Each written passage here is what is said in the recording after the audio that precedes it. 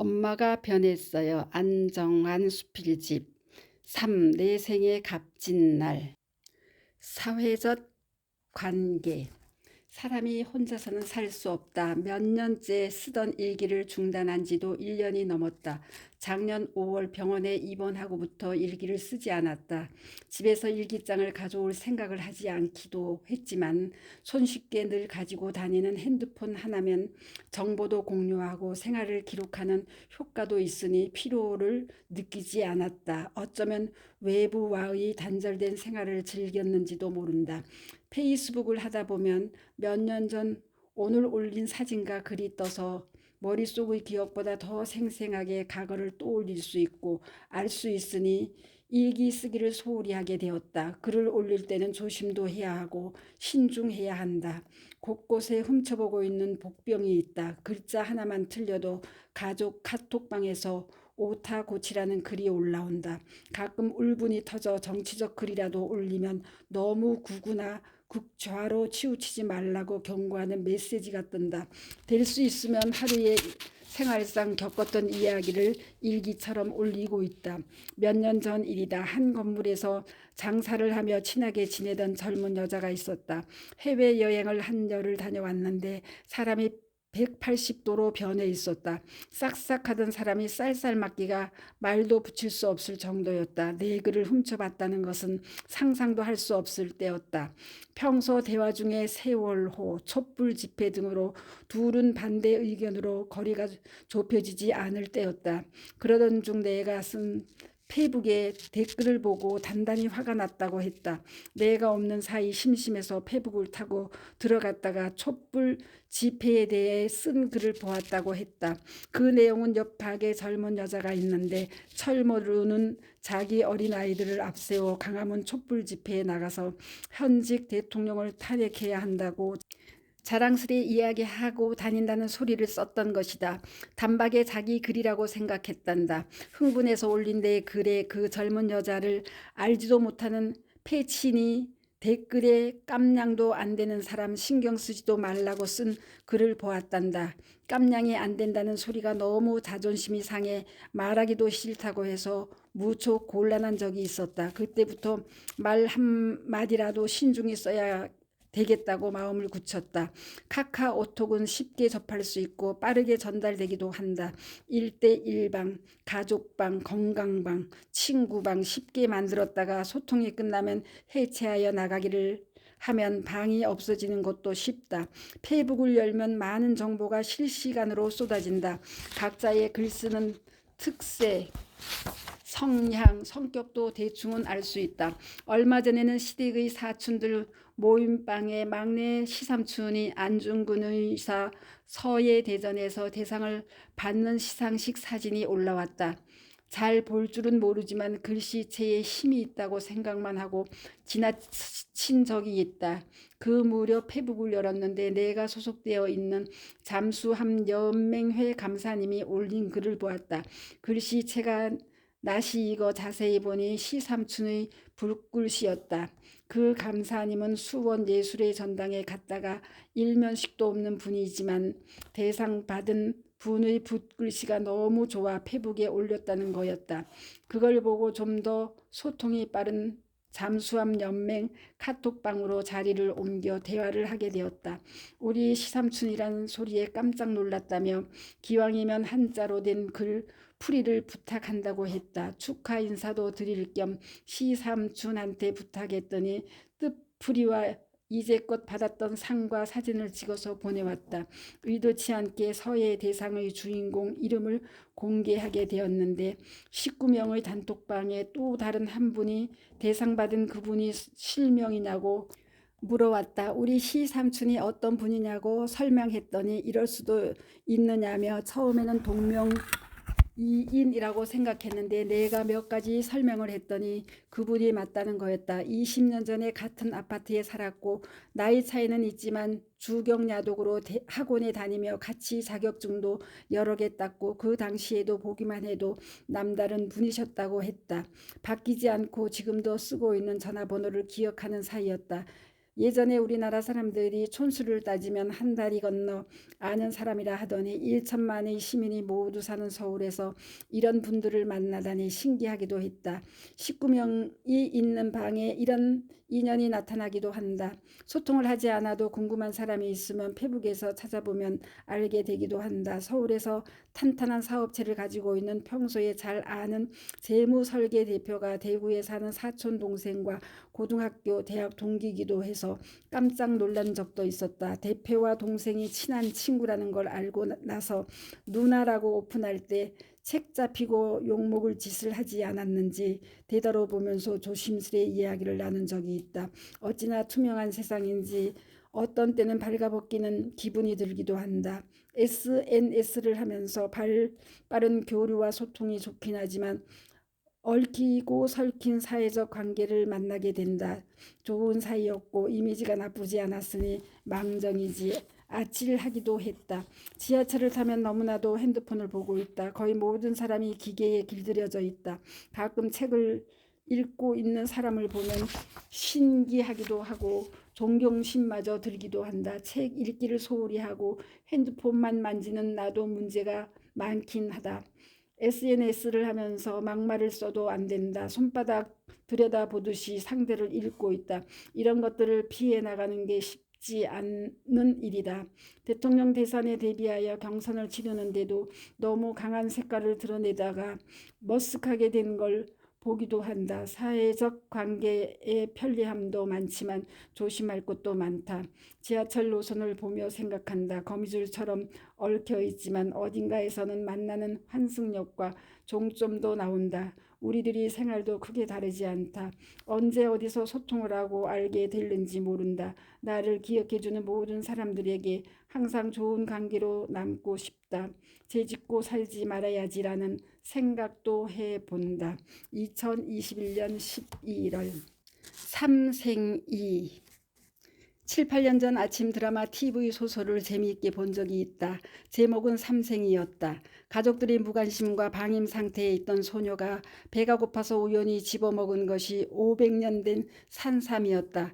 그때부터 산삼을 먹은 아이라고 삼식이라 불리게 된 소녀는 온갖 구박과 서름에도 식구들의 생계를 짊어지게 된다. 그런데 소녀는 단지 산삼을 먹은 게 아니라 산삼으로 인해 목숨을 연명해 새 삶을 살 수 있게 되었다며 스스로 이름을 삼생으로 바꾸고 운명을 개척해 나간다. 지난 겨울 코로나가 극성을 부릴 때 손자 부성이가 유치원 후원을 해서 외가에 가 있었다. 거기는 지리산 줄기 아래 산세가 좋고 여름에는 일급수 골짜기 물에 물놀이를 할 수 있고 겨울이면 눈이 자주 와서 비료 포대를 깔고 앉아 눈썰매를 즐길 수 있었다. 동네 친구가 없어도 키우는 강아지 희동이와 댕이, 키를 거느리고 놀 수 있어서 외가에 가기를 좋아했다. 부성이가 외가에 있던 11월 어느 날 외할머니가 희끗희끗 눈 쌓인 산을 오르고 싶었단다. 가끔 송이버섯이나 약초가 눈에 띄는 때가 있으니 농한기에 할 일이 없어서 산에 올랐다. 무심코 발길을 옮기는데 느낌이 이상하여 자세히 보니 5손가락을 편 모양을 한 삼잎이 바람에 살랑이고 있었다. 무언가 가슴 밑바닥에 싸한 느낌이 전해져 왔다. 다칠세라 귀한 보물을 다루듯이 조심스레 두 뿌리를 캐왔다고 한다. 아무래도 무언가 다르다는 느낌이 들어 산삼을 잘 아는 신만이를 집으로 불렀다. 그 사람은 귀한 산삼이라고 320만 원을 쳐서 줄 테니 팔려고 했단다. 외할머니는 잠깐 흔들렸지만 그 산삼을 팔지 않고 우리 부성이에게 먹였다고 한다. 그 말을 듣는데 안싸돈의 마음씀이 고맙게 전해져 왔다. 친손녀도 있는데 쉽지 않은 결정이었다는 생각이 든다. 무슨 일이든 먹는 것 하나에도 뭔가 모를 기운이 닿아야 된다. 코로나를 피해서 외가에 내려갔고 그 시간에 거기에 있었으며 산삼이 손에 들어왔고 한 번을 먹으면 평생을 사람 몸속에서 혈관을 타고 돈다는 산삼을 먹게 되었다. 평생을 산삼 구경도 못 해본 사람이 많을 텐데 이런 경우는 흔치 않다는 생각이 든다. 지인한테 이 이야기를 했더니 자기는 팔았을 거라고 팔지 않은 것은 쉽지 않은 결정이라며 그 사돈이 훌륭하다고 말해주었다. 집에 돌아온 부성이에게 어떻게 먹었느냐고 물어보니 생으로 씹어서 먹었는데 아주 맛있었다고 했다. 한 뿌리는 생으로 한 뿌리는 달여서 먹었다고 들었다. 부성이가 말하길 외할머니께서 하얗게 센 머리와 눈썹도 검게 만드는 귀한 것이니 남기지 말고 먹으라고 해서 달인 것은 쓰지만 마지막 물까지 다 먹었다고 했다. 우리나라에 자생하고 있는 인삼은 독성이 거의 없고 항암, 혈액순환, 만병통치약으로 잘 알려져 있다. 산삼은 참나무, 굴참나무 같은 화렵수 아래서 자라는 음지식물이라고 한다. 선물로 받은 홍삼 액기스도 냉장고에 잔뜩 들어있고 가끔이지만 인삼을 사겠다고 풍기, 광하, 인삼 시장을 기웃거려 보기도 한다. 산삼은 못 먹어봤지만 산양삼 가로 장내삼 가로는 먹어보았다. 어른도 못 먹은 산삼을 부성이가 먹는 모습이 드라마에 나오는 삼생이와 자꾸만 오버랩되어 떠오른다. 외가에서 돌아온 부성이는 키도 크고 몸무게도 4kg 늘었다고 자랑한다. 할머니 눈에도 허벅지가 단단해져 꿀벅지가 되었다고 말해준다. 추운 겨울부터 여름까지 방영한 드라마 주인공 삼생이가 성장해서 소문난 명의 한의사가 되었다. 지팡이 없이는 걷지도 못하는 환자를 치료해서 말끔히 낫게 하였다. 우여곡절 그때 한방 제약해서 사업가로 성공한 동우와 결혼을 하고 아이를 낳아 돌잔치를 하며 해피엔딩으로 종영이 된 걸로 기억한다. 산삼을 먹은 우리 부성이도 앞날을 잘 개척하여 자기 몫의 일을 해내는 사회인으로 성장하길 기대해 본다. 2021년 4월 춘자. 젊은 사람들과 한 집에 살다 보니 오프라인보다 온라인으로 물건을 주문하는 일이 많다. 오죽하면 손자 부성이가 할머니 우리 집에는 왜 이리 택배가 많이 와요 한다. 또 코로나란 역병으로 사회적 거리두기 비대면을 강조하니 택배 기사들도 현관 밖에 택배 상자를 두고 간다. 오늘 아침에는 큼지막한 스티로폼 상자가 문 앞에 와 있다.